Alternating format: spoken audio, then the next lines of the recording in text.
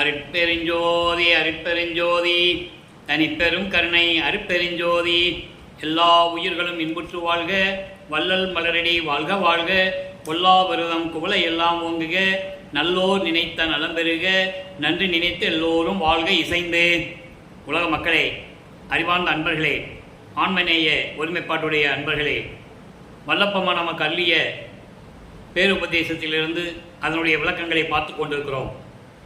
வல்லப்பமானவர்கள், நமது பிள்ளை பெருமான் அவர்கள் அருட்பெருஞ்சோதி ஆண்டவரால், அதாவது தன்னுடைய தந்தையால் இந்த பூலோகத்திற்கு ஒரு தாயின் வழியாக வருவிக்க உற்று 33 ஆண்டுகள் சென்னையிலே சமயங்கள், மதங்கள், மார்க்கங்கள் கொண்ட நெறிமுறைகளெல்லாம் பின்பற்றி கொண்டு அதன் பழக்க வழக்கங்களில் ஈடுபட்டு கொண்டு சமய தலைவனாகிய சிவபெருமானை வழிபட்டு கொண்டு நமச்சிவாய ஓம் சிவாய நம என்ற மந்திரங்களை சொல்லிக்கொண்டு சமயத்தின் தலைவனாகிய சிவபெருமானை வழிபட்டு கொண்டிருந்தார்.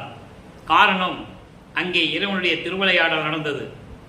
இறைவனுடைய திருவிளையாடல் 1/1/1823 தொடங்கி 30/1/1874 இரவு 12 மணி வரையிலும் 51 ஆண்டுகள் அருட்பெருஞ்சோதி ஆண்டவருடைய திருவிளையாடல் தொடர்ந்து நடந்து கொண்டிருக்கிறது. இந்த திருவிளையாடல் நடப்பதற்கு காரணம், சுத்த சன்மார்க்கத்தை உலக மக்களுக்கு எடுத்து சொல்ல வேண்டும் என்பதற்காகவும், எல்லா மக்களையும் ஒன்றாக இணைத்து சுத்த சன்மார்க்கத்தில் சேர்த்து உலக மக்களெல்லாம் மரணமில்லா பெருவாழ்வில் இன்புற்று வாழ வேண்டும் என்பதற்காகவும் தனது மகனை ஒரு தாயின் வழியாக வருவிக்க செய்தார் என்பதை நாம் ஏற்கனவே அருட்பெருஞ்சோதி ஆண்டவர் திருவிளையாடல் என்ற பதிவுகளில் இருந்து நாம் விளக்கமாக பார்த்தோம். 33 ஆண்டுகள் சென்னையிலே மக்களோடு மக்களாக தோன்றும் துணையாக இருந்த காலகட்டங்களில் நமது பிள்ளை பெருமானவர்கள் எப்படியெல்லாம் அவருடைய நிலைகள் இருந்தது என்பதையும், அதன் பிறகு இந்த சமயங்கள், மதங்கள், மார்க்கங்களுடைய நெறிமுறைகள் எல்லாம் உலக மக்களுக்கு தேவையில்லை என்று கூறுவதையும், அந்த தந்தையிடமிருந்து சுத்த சன்மார்க்கை பெற்றதையும், சாகா கல்வியை கற்றுக்கொண்டதையும், அதன் பிறகு இங்கே பூலோகத்திலே வந்து கருங்குழியிலே 9 ஆண்டுகள் இருப்பிடமாக கொண்டிருந்ததையும், அதன் பிறகு ஜீவகாருண்ய ஒழுக்கத்தை உலக மக்களுக்கு சொல்ல வேண்டும் என்பதற்காக தர்மசாலையை நிறுவி அங்கே அணை அடுப்பை மூட்டி பசியோடு வருகின்றவர்களுக்கு பசியை போக்கிக் கொண்டிருந்ததையும் நாம் தெளிவாக பார்த்து விட்டோம். இதுவரையிலும் அந்த 48 ஆண்டுகள் இந்த பூலோகத்திலே வருவிக்க உற்று 48 ஆண்டுகள் எப்படி அவருடைய நிலைகள் இருந்தன என்பதை நாம் தெளிவாக பார்த்தோம். மீதம் இருக்கின்ற அந்த 3 ஆண்டுகள், 51 ஆண்டுகள் இறைவனுடைய திருவிளையாடல் நடக்கிறது. அதில் 48 ஆண்டுகள் போக மீது 3 ஆண்டுகள் இங்கே மேட்டுக்குப்பம் சித்தி வளாகத்திலே எப்படி நடந்து கொண்டிருக்கிறது என்பதை தான் நாம் ஏற்கனவே பார்த்து கொண்டிருக்கிறோம்.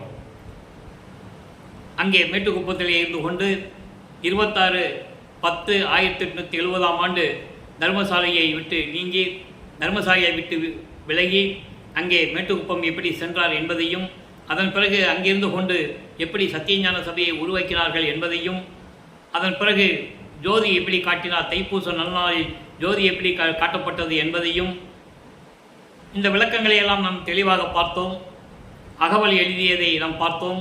அதன் பிறகு கொடிகட்டி, சுத்த சன்மார்க்க கொடிகட்டி கொடி வணக்க பாட்டை எப்படியெல்லாம் அருளினார் என்பதையெல்லாம் பார்த்துவிட்டு, அதன் பிறகு ஸ்ரீமுக வருஷம் ஐப்பசி மாதம் 7ஆம் நாள், அதாவது 22/10/1873 எப்படி அந்த பேர் உபதேசத்தை 22/10/1873 ஸ்ரீமுக வருஷம் ஐப்பசி 7ஆம் நாள் கொடிகட்டி பேருபதேசம் செய்கிறார் என்பதை, எப்படி மக்களுக்கு உபதேசம் செய்தார் என்பதை நாம் பார்த்து கொண்டிருக்கிறோம். இதுவரை 4 பகுதிகளாக நாம் பார்த்திருக்கிறோம். இன்று நிறைவான பகுதி. இன்றோடு இறைவனுடைய பேருபதேசம் நிறைவடைகிறது.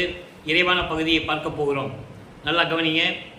இந்த பேருபதேசம் என்பது மக்களுக்காக, மக்களிடம், அதாவது சுத்த சன்மார்க்க நெறிகளை சொல்லி, உண்மை கடவுளாகிய, இயற்கை உண்மை கடவுளாகிய அருட்பெருஞ்சாருடைய நிலைகளை சொல்லி, நீங்களாம் சுத்த சன்மார்க்கத்தில் சேர்ந்து இறைவனர்களை பெற்றுக்கொண்டு நீங்களாம் மரணமில்லா பிரிவில் வாழ வேண்டும் என்ற நிலையில் உலக மக்களுக்கு பேருபதேசம் செய்து கொண்டிருந்ததை நாம் பார்த்து கொண்டிருக்கிறோம். இன்று நிறைவான பகுதி. அதாவது சமயங்களிலும் மதங்களிலும் தெய்வத்தினுடைய உண்மையை குழு உக்குறியால் குறித்து என்பது அந்த சம்பந்தப்பட்ட சமயங்களுடைய தலைவர்கள், நான் ஏற்கனவே கூறியது போல சமயங்கள் என்பது பல வகை உண்டு. சைவம், வைஷ்ணவம், கௌபாரம், காணாபத்தியம், சௌரம், சாதகம், இப்படி நிறைய சமயங்கள் உண்டு. ஒவ்வொரு சமயத்துக்கும் தலைவன் உண்டு. சைவ சமயத்தின் தலைவன் சிவபெருமான், வைஷ்ணவ சமயத்தின் தலைவன் திருமால், இப்படி ஒவ்வொரு சமயங்களுக்கும் முருகன், விநாயகன், இப்படி சமய தலைவர்கள் உண்டு. அதோடு மட்டுமில்லாமல் மத தலைவர்கள் பௌத்த மதத்தின் தலைவன் புத்தர், சமண மதத்தின் தலைவர் மகாவீர், இப்படி மதங்களுடைய தலைவர்கள் உண்டு. இவங்களை எல்லாம் குழு உட்குறியால் குறித்து என்பது, அதாவது இந்த தலைவர்கள் இப்படிதான் இருப்பார்கள், இதை சார்ந்தவர்கள், குழு இதை சார்ந்தவர்கள், சமயங்களையும் மதங்களையும் சேர்ந்த தலைவர்கள், இந்த குழு இதை சார்ந்தவர்கள் இப்படிதான் இருப்பார்கள் என்று விளங்காத வகையில், உண்மைகளை மறைத்து கொண்டு மக்களுக்கு புரியாத வகையில், குழு உட்குறியால் குறித்து புரியாத வகையில் சொல்லி அந்த குறிப்பையும் வெளிப்படையாக காட்டாது, உண்மையாக வெளிப்படையாக காட்டாது பொதுவாக சொன்னார்கள். சிவபெருமானை சிவாய நம, நமச்சிவாயா என்று சொல்லி மந்திரங்களை சொல்லி அந்த உருவங்களை அமைத்து சொன்னார்கள். அதே போல மத தலைவர்களையும் சொன்னார்கள்.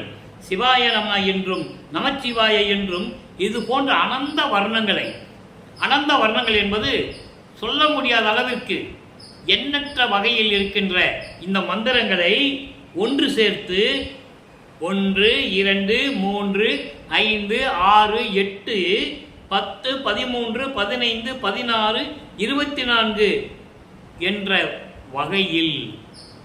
வகையில் அதாவது முதலிய சங்கையில் என்பது இந்த அனந்த வர்ணங்கள், அளவிட்ட இந்த மந்திரங்களை இப்படியெல்லாம் சொல்லி அளவிட முடியாத அந்த விளக்கத்தில், அளவிட முடியாத அந்த வழக்கத்தில் பழக்க வழக்கங்கள் சொல்லி காட்டி அந்த மந்திரங்களை அமைத்து வழங்கி வருவிக்க விட்டு நடந்து வருகிறது. அதாவது இந்த பிரபஞ்சம் தோன்றிய காலத்திலிருந்தே 4 யுகங்கள் தோன்றி மறைந்து விட்டது, அழிந்து விட்டது. அப்போ அந்தந்த யுகங்களிலும் தோன்றிய சமயங்களும் மதங்களும் மார்க்கங்களும் அழிந்து விட்டது.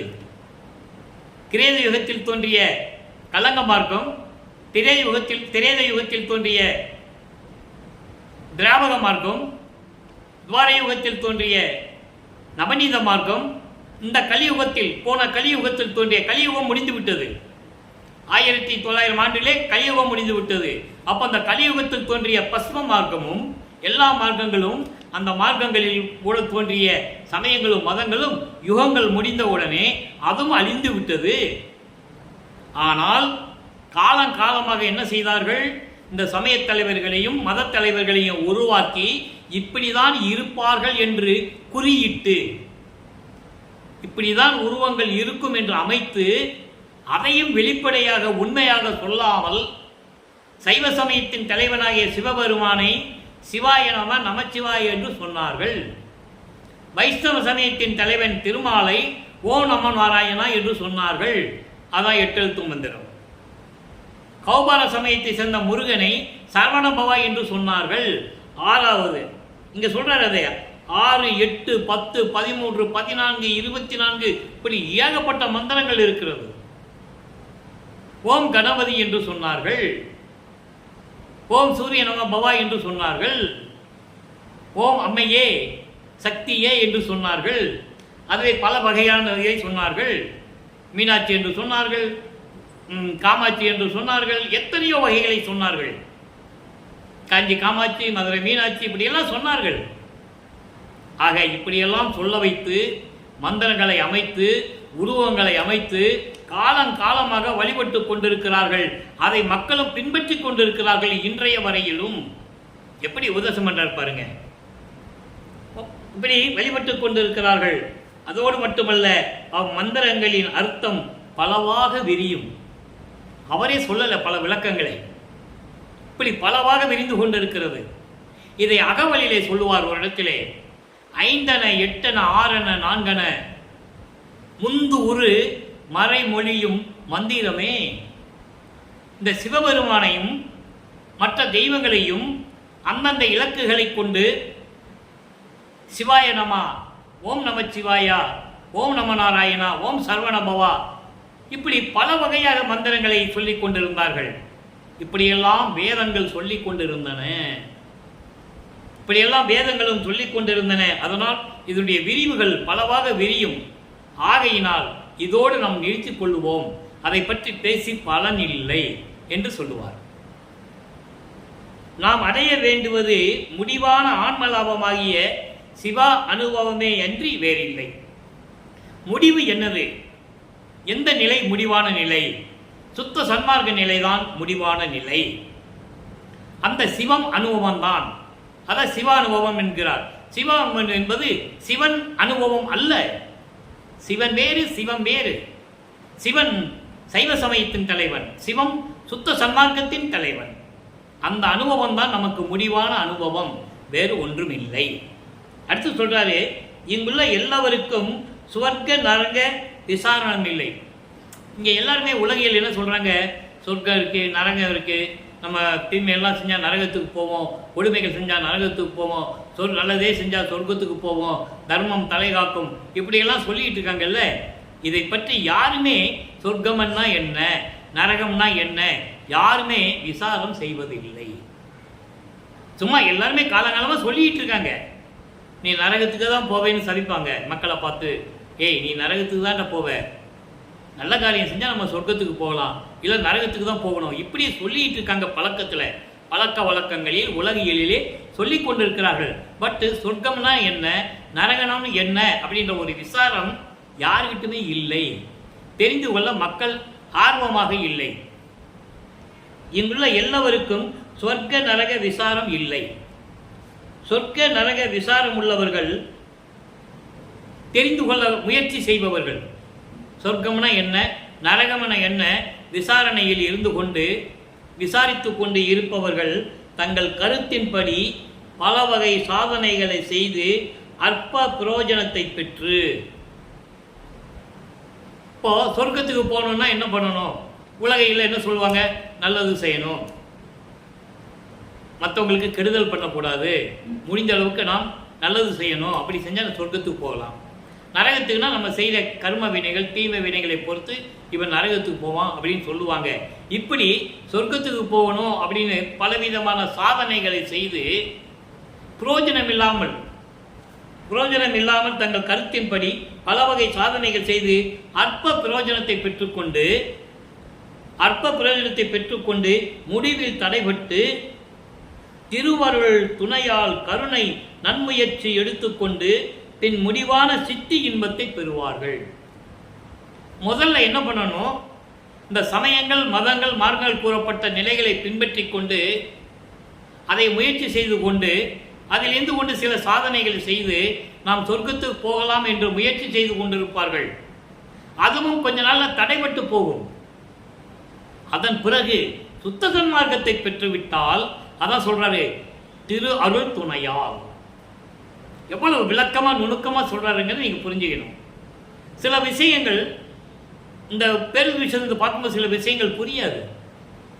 இறைவனுடைய தயவும் கருணையும் ஏற்றுக்கொண்டு இறைவனுடைய சிந்தனையில் இருந்தால் தான் இந்த விளக்கம் சொல்ல முடியும் மொத்தவங்களுக்கு. காரணம், வல்லப்பெருமான் அவர்கள் இந்த பூலோகத்திற்கு ஒரு தாயின் வழியாக அருப்பெருஞ்சோதி ஆண்டவரால் வருவிக்க உற்று 203 ஆண்டுகள் முடிவடைந்து விட்டது. இன்னும் சொல்ல போனால் வல்லப்பெருமான் அவர்கள் அருப்பெருஞ்சோதி ஆண்டவரானது 152 ஆண்டுகள் முடிவடைந்து 153வது ஆண்டு தொடர்ந்து கொண்டிருக்கிறது. அவர் இறைவனாகிவிட்டார். இந்த நிலையிலும் கூட வல்லப்பெருமானுடைய அருள் திறமையையும் அருள் வல்லமைகளையும் அவர் இறைவனுடைய மகன் என்ற நிலையையும் அருப்பெருஞ்சோதி ஆண்டவருடைய அருள் விளக்கங்களையும் யாருமே உலக மக்களுக்கு சொல்லவில்லை. அதுதான் உண்மை. அதை பேருபட்சத்திலே தெளிவாக சில விஷயங்களிலே, சில இடங்களிலே கூறியிருக்கிறார் என்பதை நாம் பார்த்து கொண்டிருக்கிறோம். அருள் துணையால் முதல்ல சொர்க்க நரகன்றது யாரும் விசாரணை பண்றதில்லை. அப்போ இந்த சொர்க்கம் நரகம் என்றது என்ன?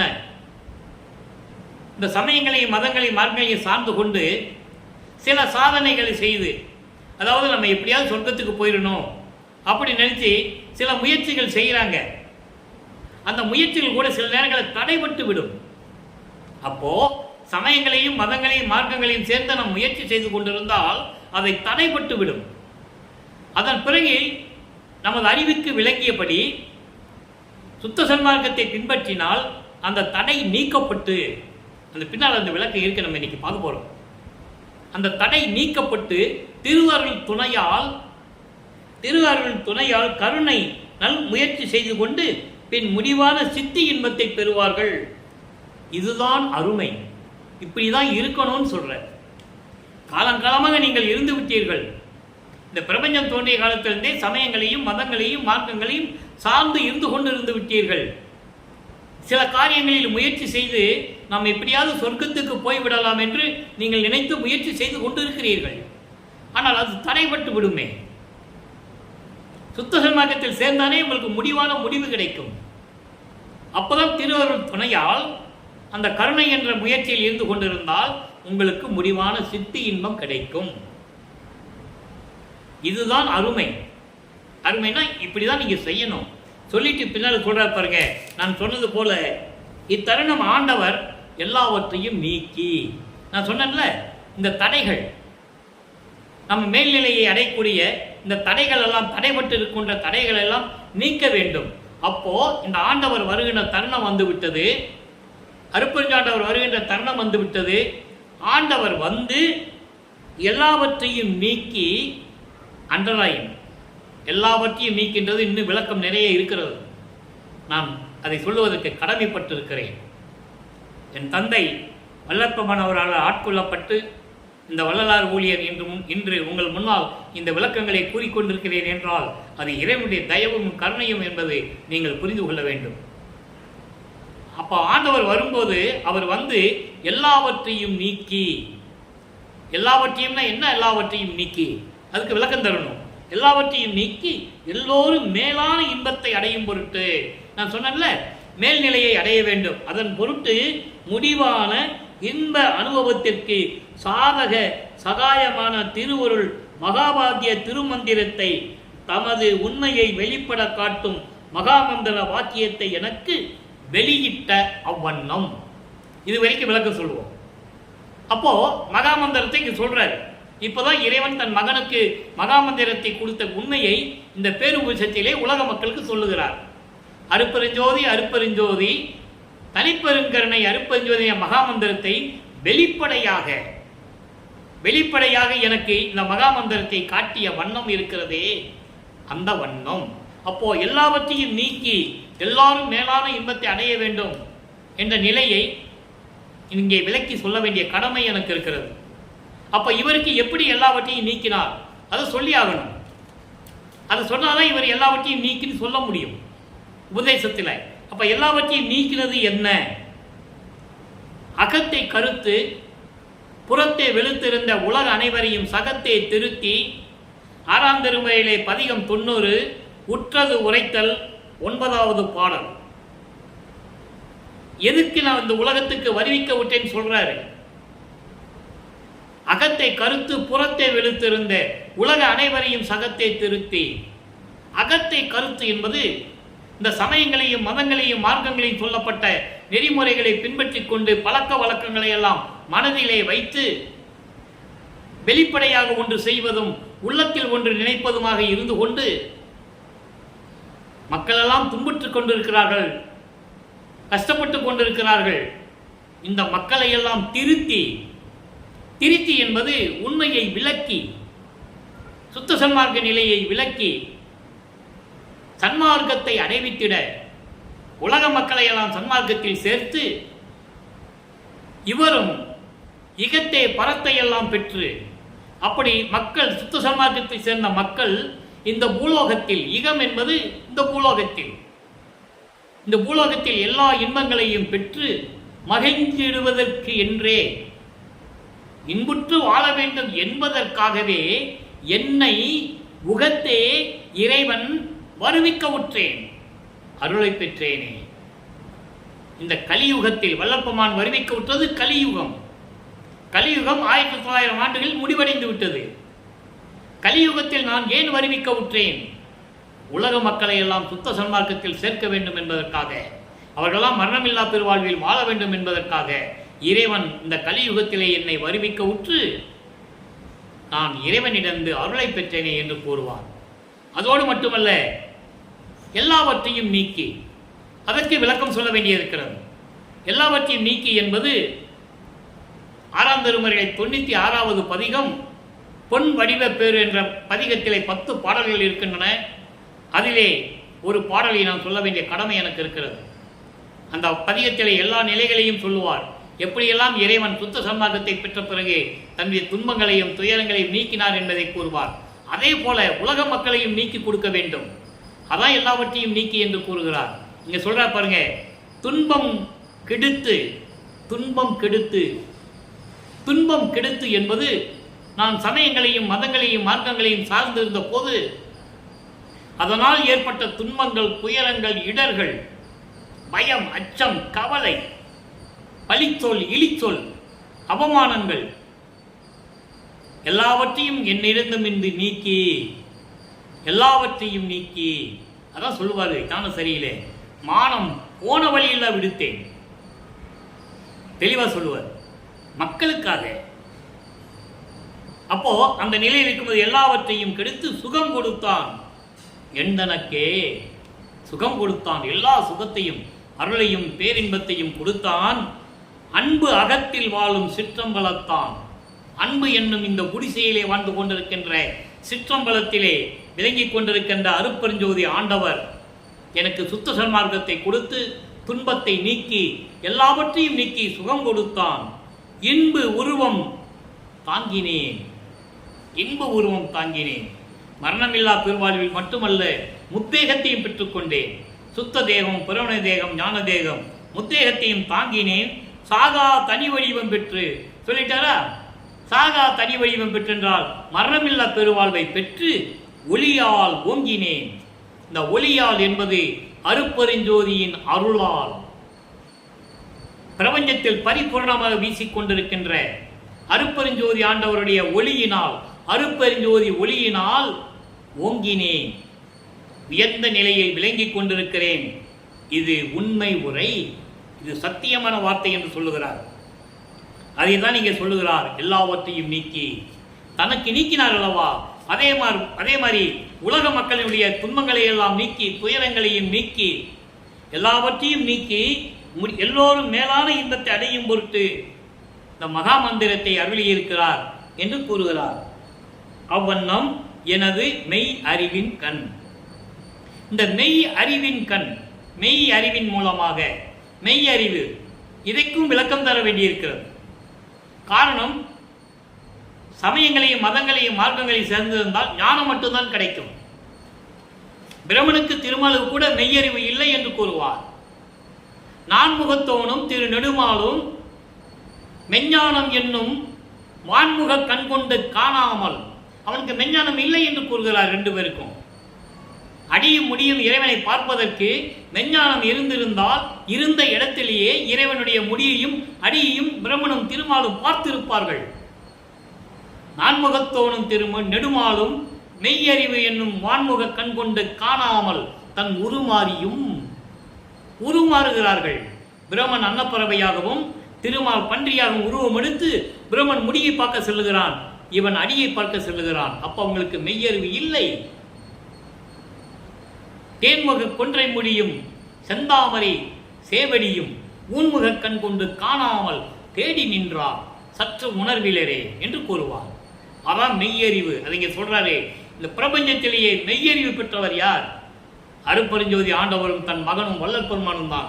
வேறு யாருக்கு மெஞ்ஞான அறிவு கிடையாது என்பதை தெளிவாக வள்ளல் பெருமான் திருமறையிலே கூறியிருக்கிறதை நாம் ஏற்கனவே பார்த்திருக்கிறோம்.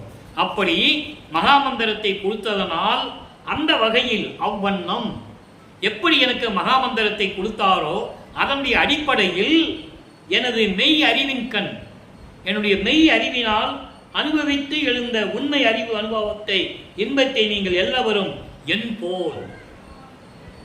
போல் வையகம் பெற வேண்டும் என்று கூறுவார். பெற்றன் என்றும் இரவாமை வேதந்த வித்தை இறைவன் என்னை உற்றை கலந்தான், நானும் அவனை உற்றை கலந்தேன் ஒன்றானோம். எற்றே அடியேன் செய்த தவம் யாரே புரிந்தார்? இன்னமுதம் துற்றே உலகீர் நீவிர் வாழ்க வாழ்க துணியற்றே. துணி என்றால் பயம், கவலை, அச்சம் எல்லாவற்றையும் நீங்கி இன்பமாக வாழ வேண்டும் என்றால் இன்னமுதம் துற்று. இன்னமதம் என்பது அருட்பெருஞ்சோதி ஆண்டவருடைய சுத்த சன்மார்க்கத்தை பெற்றுக்கொண்டு நீங்கள் துன்பம் இல்லாமல் வாழலாம் என்று கூறுவதை இங்கே ஒரே வரியிலே கூறுகிறார். எப்படி இங்க சொல்லிட்டார் பாருங்களா, ஐயம் திரிவு. திரிவு என்றால் வேறுபாடுகள், முரண்பாடுகள், சஞ்சலங்கள், மயக்கம் இன்றி அடைய என்னுள்ளே எழுந்து பொங்கிய ஆன்மநேய ஒருமைப்பாட்டு உரிமையை பற்றி குறிப்பிடுகிறேனே, குறிப்பிட்டேன், இனிமேலும் நான் குறிப்பிப்பேன். உங்களுக்கு குறிப்பிப்பேன் சொல்லுவேன். ஆக ஆன்மநேய ஒருமைப்பாட்டுடைய நிலைமை எப்படி வரும்? சுத்த சன்மார்க்கத்தில் இருந்தால்தான் வரும், இல்லை என்றால் வராது. அந்த நிலையை உங்களுக்கு நான் சொல்லிக் கொண்டிருக்கிறேன், இன்னும் உங்களுக்கு நான் உணர்த்துவேன் என்று கூறுகிறார். அதோடு மட்டுமல்ல, நமது ஆண்டவர் கட்டளையிட்டது யாது எனில், எனது தந்தை நமது இறைவன் எனக்கு கட்டளையிட்டது என்னவென்றால், நமக்கு முன் சாதனம் கருணையான ஆதலினால் ஆண்டவர் முற்சாதனமாக, இந்த கருணையுடைய சாதனத்தினுடைய முதல் படி என்ன? மகாமந்திரம். அருட்பெருஞ்சோதி அருட்பெருஞ்சோதி தனிப்பெருங்கருணை அருட்பெருஞ்சோதி என்ற மகாமந்திரத்தை வெளிப்படையாக எடுத்துக்கொண்டார். மற்றவர்கள் போல மறைமுகமாக வைத்துக் கொள்ளவில்லை. பிரபஞ்சத்தில் எல்லாமே மூடி மூடி மறைத்தார்கள் என்று கூறுகிறார். மண்பூடி மறைத்து விட்டார்கள், பெட்டியில் வைத்து பூட்டி விட்டார்கள். ஒரு வல்லவன் ஆதியிலே பெட்டியிலே பூட்டியவன் ஒரு வல்லவன் என்று கூறியதையெல்லாம் நாம் விளக்கமாக பார்த்தோம். ஆனால் இறைவன் அருட்பெருஞ்சாண்டவர் வெளிப்படையாக நமக்கு மகாமந்திரத்தை அருளி இருக்கிறார்கள். தயவு, கருணை, அருள் என்பவை ஒரே பொருளை குறிக்கும். தயவு, கருணை, அருள் என்பது ஒரே பொருளை குறிக்கும். ஆதலால் பெரிய தயவுடைய அறிவே பூரணமான இன்பம், பரிபூர்ணமான இன்பம். இது ஒப்பற்ற பெருந்தயவுடைய பேரறிவு. பார்த்தீங்களா? அறிவிலேயே ரெண்டு விதமாக சொல்றார் பாருங்க. அறிவு வேற, பேரறிவு வேற. பேரறிவு இது வாட்சியார்த்தம். இவ்வண்ணம் சாதனம் முதிர்ந்தால் இப்படியே நம்ம விசாரணத்தில் இருந்து கொண்டு இது முடிவான நிலையில், முடிவாகும் நிலையில் முடிவான இன்ப அனுபவம் பெறுவதற்கு தடை இல்லை, எந்த விதமான தடையும் இல்லை. சுத்த சன்மார்க்கத்தில் இருந்து கொண்டு மகாமந்திரம் சொல்லிக் கொண்டு நமது இறைவனை வழிபட்டுக் கொண்டு சுத்த சன்மார்க்க நெறிமலையை பின்பற்றி கொண்டிருந்தால் இதற்கு எந்த விதமான தடையும் இல்லை. நாம் பேரின்ப அறிவை பெற்றுக்கொண்டு பேரின்பத்தில் இருக்கலாம் என்று கூறுகிறார். அதுக்கப்புறம் சொல்றார் பாருங்க, மேலும் மேலும் இதுகாரும் தெய்வத்தின் உண்மையை தெரிய ஒட்டாது, கடவுளின் உண்மைகளை தெரியப்படுத்தாமல், யாருக்கும் தெரிய விடாமல், யாரும் விளங்கிவிடக்கூடாது, உணர்ந்து விடக்கூடாது என்ற நிலையில் அசுத்த மாயாக்காரிகளாகிய சித்தர்கள் மறைத்து விட்டார்கள். சுத்த சன்மார்க்க காலத்தில் சித்தர்கள் கிடையாது. இப்ப நம்ம சுத்த சன்மார்க்க காலத்தில் இருந்துகிட்டு இருக்கோம், சதுர் யுகத்தில் இருந்துகிட்டு இருக்கோம், ஒளி யுகத்தில் இருந்துகிட்டு இருக்கோம். இப்பெல்லாம் சித்தர்கள்லாம் கிடையாது. இருந்த சித்தர்கள் எல்லாம் அசுத்த மாயாக்காரிகள். அவர்கள் சித்தர்கள், கர்ம சித்தர்கள், யோக சித்தர்கள். கர்ம சித்தம், யோக சித்தம் பெற்றுக்கொண்டு அவர்கள் எல்லாம் மறைத்து விட்டார்கள். சித்தர்கள் தான் மறைத்தது. இதை உண்மை நிலையிலே மறைத்ததெல்லாம் சித்தர்கள். சித்தர்களை தெய்வங்கள் நினைத்துக் கொண்டு அவர்கள் கால்களில் விழுந்து கொண்டு வணங்கியதனால் அவர்கள் மனம் போனபடி, அவர்கள் எண்ணத்திற்கு ஏற்றபடியெல்லாம் இதை மறைத்தார்கள் என்பதை தெளிவாக கூறுகிறார்கள். அப்போ இறைவனுடைய உண்மையான விளக்கத்தை மறைக்க முடியாத நிலை சுத்த சன்மார்க்க நிலை. அப்படி சொல்லிட்டு சொல்றாரு, சுத்த மாயா காரியமாகிய தெரிந்த பெரியோரும் இல்லை. பெரியோர் என்பது சுத்த சன்மார்க்கத்தை தெரிந்தவர்கள். நல்லா கவனிக்கணும். சமயங்களையும் மதங்களையும் மார்க்கங்களையும் சார்ந்தவர்களை சித்தர்கள் சொல்லிட்டாரு. அவங்க அசுத்த மாயாக்காரிகள், அவங்களால புரோஜனம் இல்லை. பட் சுத்த சன்மார்க்கத்தில் இருக்கிறவங்களே பெரியோர்கள். பெரியோர்கள் யாரும் இல்லை, சன்மார்க்கமும் இல்லை. சன்மார்க்கம் இருந்தால் யாருக்குமே சன்மார்க்கம் தெரியாது. யுகங்களாக எத்தனையோ பேர் தோன்றினார்கள். முனிவர்கள், ரிஷிகள், வியாசத்திலிருந்து வசிஷ்ட முனிவரிலிருந்து, வியாச முனிவரிலிருந்து பெரிய பெரிய ரிஷிகளாம் தோன்றினார்கள். ஏன் புராணங்களை எழுதினார்கள், காவியங்களை எழுதினார்கள், நடந்ததை எழுதினார்கள். பல நூற்றாண்டுகள், பல யுகங்கள் கழித்து யாரோ சொல்லி யாரோ எழுதினார்கள். அதான் தெளிவாக சொல்றாரு. அதெல்லாம் மறைத்து விட்டார்கள், உண்மை இல்லை. ஆனால் அங்கே சன்மார்க்கம் இல்லை. சுத்த சன்மார்க்கம் இருந்திருந்தால் அவங்களுக்கு அறிவுக்கு எட்டி இருக்கும். மலங்கள் சூழ்ந்தவர்கள் என்று கூறுவார். 5 மலங்கள், கண்மம், மாயை, மாமாயை, துரோதை, ஆணவம் போன்ற 5 மலங்கள் கலந்தவர்கள் தான் எழுதினார்கள். அவர்கள் உண்மையை எழுத முடியாது என்று கூறுகிறார். சொல்லிட்டு சொல்றாரே, மேலும் மேலும் இறந்தவர்கள் மீளவும் எழுத வந்திருப்பார்கள். அதான் சொல்லுவாரு, செத்தவர்களை எழுப்புவது, இறந்தவர்களை எழுப்புவது, ரெண்டுக்கும் வித்தியாசம் இருக்கு. ஏன் செத்தவர் இறந்தவர்னு சொல்றாரு? இதுக்கு நான் ஏற்கனவே நிறைய விளக்கங்கள் கொடுத்துருக்கிறேன். நீங்கள் நம்ம யூடியூப்பில் பார்க்கலாம். செத்தவர்கள் என்பது சுத்த சன்மார்க்கத்தை தெரியாமல் இறந்து போனவர்கள். சுத்த சன்மார்க்கம் இப்போதானே தோன்றியது, வல்லப்பமன் வந்த பிறகுதானே சுத்த சன்மார்க்கம் தோன்றியதை கூறுகிறார். ஆதியிலே தோன்றியதை மறைத்து விட்டார்களே. அப்போ செத்தவர்கள் என்பது சுத்த சன்மார்க்கத்தை தெரியாதவர்கள். இறந்தவர்கள் என்பது சுத்த சன்மார்க்கத்தை தெரிந்தும் அதை பின்பற்றாமல் இறந்து போனவர்கள். இவர்களை எல்லாம் எழுந்து கொண்டு வந்திருக்கலாம் சுத்த சன்மார்க்கம் தெரிந்திருந்தால். அதனால்தான் சுத்த சன்மார்க்கத்தில் வாருங்கள், செத்தவர்களை எழுப்ப வேண்டும், இறந்தவர்களை எழுப்ப வேண்டும் என்று கூறுவார். அகவலிலே நீங்கள் படித்திருக்கலாம். ஆக வந்திருப்பார்கள். அதனால் கேட்டறியாத கேள்விகளை கேட்கும்படி ஆண்டவர் செய்தது இத்தருணமே. ஆதலால் இத்தருணம் காலமே சன்மார்க்க காலம் சொல்லிட்டாரா? இப்பதான் சன்மார்க்க காலம் தொடங்குகிறது என்பதை 1873 ஆண்டு 22/10/1873 ஆண்டு சிறிமுக வருஷம் ஐப்பசி 7ஆம் நாள் சுத்த சன்மார்க்க கொடியை கட்டி வளர்ப்பமார் சொல்லுகிறார். இதுதான் சுத்த சன்மார்க்க காலம். அதை முதலே சொல்லிடுவாரு. எப்ப கலியுகம் முடியும் சொல்லும்போதே சொல்லுவாரு, சுத்த சன்மார்க்க காலம் தொடங்குவதற்கு 12 மாதங்கள் இருக்கிறது என்று சொல்லுவார். அந்த கேப்பு, அந்த 12 மாதங்கள் என்ன? 30/1/1874 நான் இறைவனாக போகிறேன், அப்போதான் உங்களுக்கு சுத்த சன்மார்க்கத்தை பற்றி தெரியும் சொல்லுவார். ஆக இப்போ சுத்த சன்மார்க்க காலம் வந்து விட்டது. இதற்கு சரியான இப்போதுதான் சன்மார்க்க கொடி கட்டி கொண்டது, சுத்த சன்மார்க்க கட்டி கொண்டது. இதுதான் சரியான சமயம் என்று கூறுகிறார். சரியான நேரம். சுத்த சன்மார்க்க கொடியை கட்டிட்டு தானே பேர் உபதேசம் பண்றாரு. இதுதான் சரியான நேரம். இந்த கொடி விளக்கத்துக்கு ஒரு விளக்கம் சொல்லுவார். அதாவது உச்சத்திலிருந்து இந்த நாவி வழியாக ஒரு நரம்பு செல்லுகிறது. அது மேலும் கீழும் சென்று கொண்டிருக்கிறது. மேல் பகுதி வெள்ளை பாகமும் கீழ்ப்பகுதி மஞ்சள் பாகமும் இருக்கிறது. அதுதான் சுத்த சன்மார்க்கத்தின் விளக்கம் பிண்டத்திலே என்று கூறுவார். அண்டத்திலே வேறு, பிண்டத்திலே கூறுவார். ஆக இந்த பிண்டத்திலே இந்த ஜவ்வின் கீழ் ஓர் நரம்பு ஏறவும் இறங்கவும் இருக்கிறது. இக்கொடி நம் அனுபவத்தின் கண் விளங்கும். நம்ம அனுபவத்தில் தான் இதை பார்க்க முடியும் அப்படின்னு சொல்றாரு. சொல்லிட்டு இந்த அடையாள குறிப்பாகவே இன்றைய தினம் வெளிமுகத்தில் அடையாள வர்ணமான கொடி கட்டியது சுத்த சன்மார்க்கத்தின் அடையாளமாக இந்த கொடி கட்டி கொண்டது இதனால் தான். அப்போ சுத்த சன்மார்க்க கொடி என்பது சுத்த சன்மார்க்க நெறிகளை கொண்ட கொடி. அப்போ சுத்த சன்மார்க்க நெறிகளை கொண்ட இறைவன், அதுதான் கொடி. அதான் நம்ம கொடி பாட்டில் பார்த்தோம், கொடி வணக்க பாட்டில் நம்ம பார்த்தோம், 10 பாடல் விளக்கத்தை பார்த்தோம். அப்போ கொடியை பார்த்த உடனே இது சாதாரண கொடிதானே என்று நாம் எண்ணக்கூடாது. நம் மனம் வேறு வழியில் செல்லக்கூடாது. உடனே சுத்த சன்மார்க்க கொடியை பார்த்தால் அருப்பெருஞ்சோதி அருப்பெருஞ்சோதி தனிப்பெருங்கண்ணை அருப்பெருஞ்சோதி என்ற மகாமந்திரத்தை சொல்ல வேண்டும். சாதாரண கொடி என்று நினைத்து விடக்கூடாது என்ற நிலையில் வல்லப்பமன் இந்த உபதேசத்தை நமக்கு கூறியிருக்கிறார்கள்.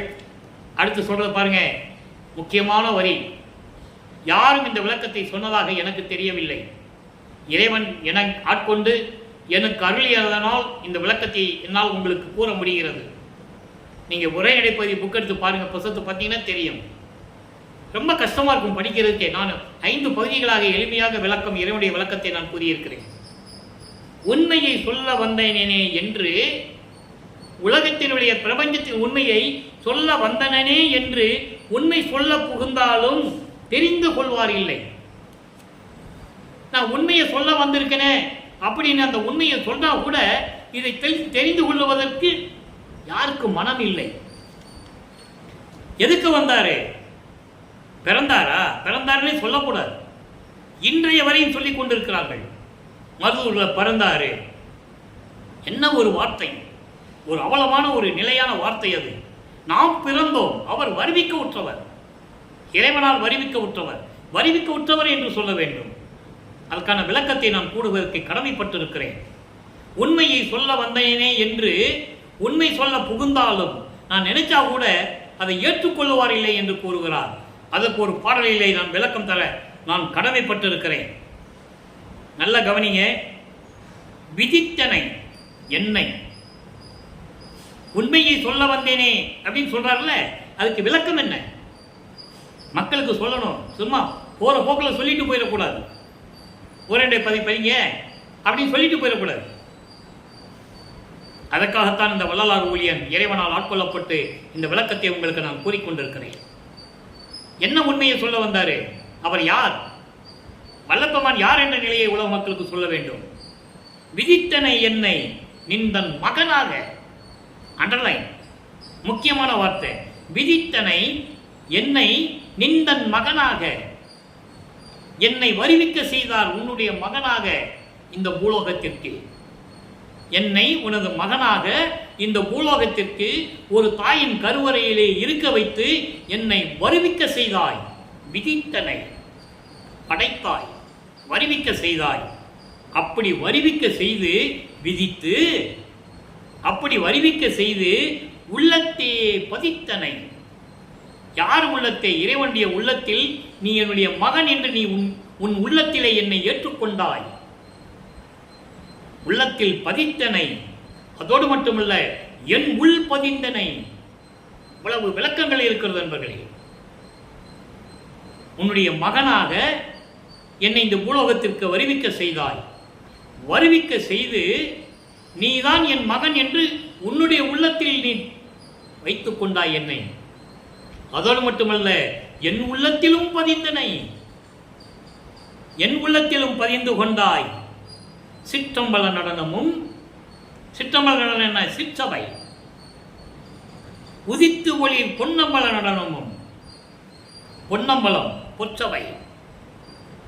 சிற்றவை நடம் வேறு, பொற்ற நடம் வேறு. இரண்டு நடனங்களும் ஒருங்கே ஒன்றாக ஒரே நேரத்தில் எனக்கே கதித்து அருளி. யாரும் பிரபஞ்சத்தில் சிற்றமை நடமும் பொற்றமை நடமும் ஒரே நேரத்தில் கண்டதில்லை.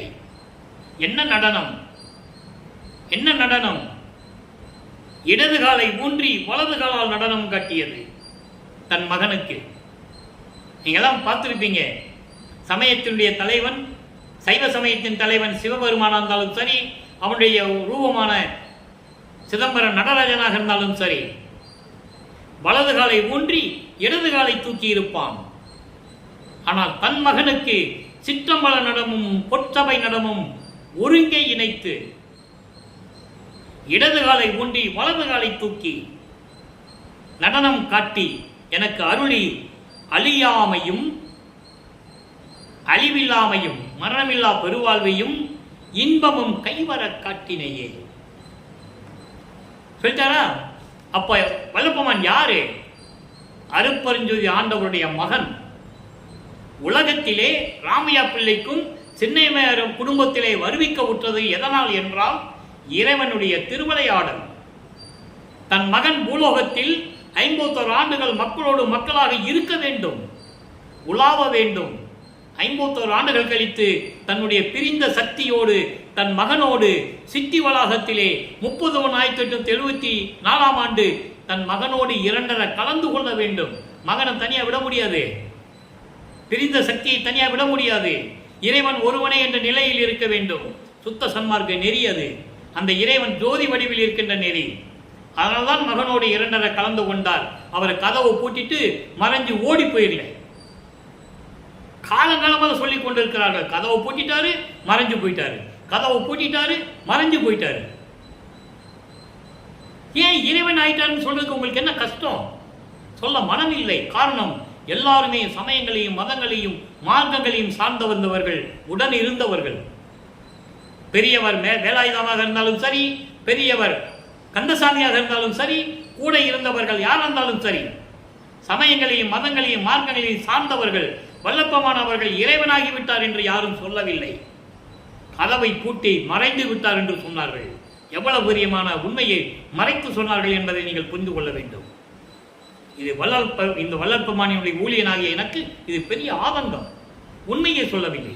அதான் சொல்றாரு இங்க, அப்படி என்னை மகனாக வர வைக்க செய்து எனக்கு உண்மை சொல்ல வந்தேனே தவிர அதை யாரும் ஏற்றுக்கொள்வார் இல்லை. இப்போ நம்ம சன்மார்க்க கொடியை கட்டி கொண்டபடியால் இனிமேல் எல்லோரும் உண்மையை அறிந்து கொள்ளுவார்கள்.